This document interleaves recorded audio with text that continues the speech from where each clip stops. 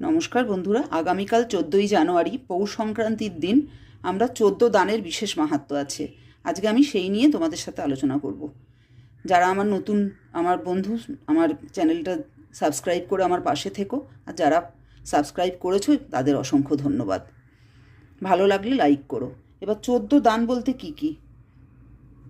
নারকেল, কোনো সোহাগ সামগ্রী যেটা বলে, কোনো বিবাহিত মহিলা ব্যবহার করতে পারবে এরকম কিছু, কাপড়ও হতে পারে।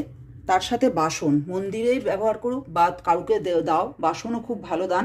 তবে সেটা খালি দিতে নেই, তার মধ্যে কিছু একটু দিয়ে তবেই দিতে হয়। তার সাথে অন্ন, এই যে সমস্ত কিছু দেবে, তাতে সাধ্য মতন যাতে সে রান্না করে খাবে, এইরকম একটা মানুষ খেতে পারে এই রকম জিনিস। তিল, গুড়, ছাতা দেওয়া যেতে পারে। তারপরে টিফিন বক্স দেওয়া যেতে পারে, জলের বোতল দেওয়া যেতে পারে। গরম জিনিস, সেটা শাল হতে পারে, মাফলার হতে পারে, কম্বল হতে পারে, টুপি হতে পারে, মোজা হতে পারে।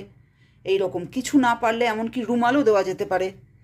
আর যেটা এই মোমবাতি, দেশলাই, এটাও একটা খুব ভালো দান হিসাবে মনে করা হয়। মন্দিরে বা কোনো যার প্রয়োজন আছে এরকম গরিব দুঃখী, এরকম কাউকে দাও। গোপালের জামা, টুপি, এগুলো যারা গোপাল আছে তাকেও দিতে পারো। এরকম ঠাকুরের আসন বা মন্দিরে ব্যবহার হবে, বা কেউ আসনও একটা খুব ভালো দান সামগ্রী হিসাবে বিবেচনা করা হয়। তার সাথে ব্যাগ দিতে পারো, ছাতা। আর এই দিন দানের ক্ষেত্রে কোনো রঙের বিচার হয় না, যে কোনো রঙের জিনিস দেওয়া যেতে পারে। আমরা সাধারণত কালো রঙ কোনো শুভ কাজে দেই না, কিন্তু এই দানের ক্ষেত্রে কালো রঙ দেওয়া যেতে পারে, ছাতা দেওয়া যেতে পারে, জলের বোতল দেওয়া যেতে পারে। কোনো ধর্মগ্রন্থ, সেটা যে কোনো ভগবদ্গীতা হতে পারে, হনুমান চালিসা হতে পারে, শ্রীকৃষ্ণের 108 নাম, যে কোনো ধর্মগ্রন্থ, যে কোনো একটা, যার মূল কথা হলো যে যার সামর্থ্য মতন কিছু না কিছু আমরা কালকে দান করব।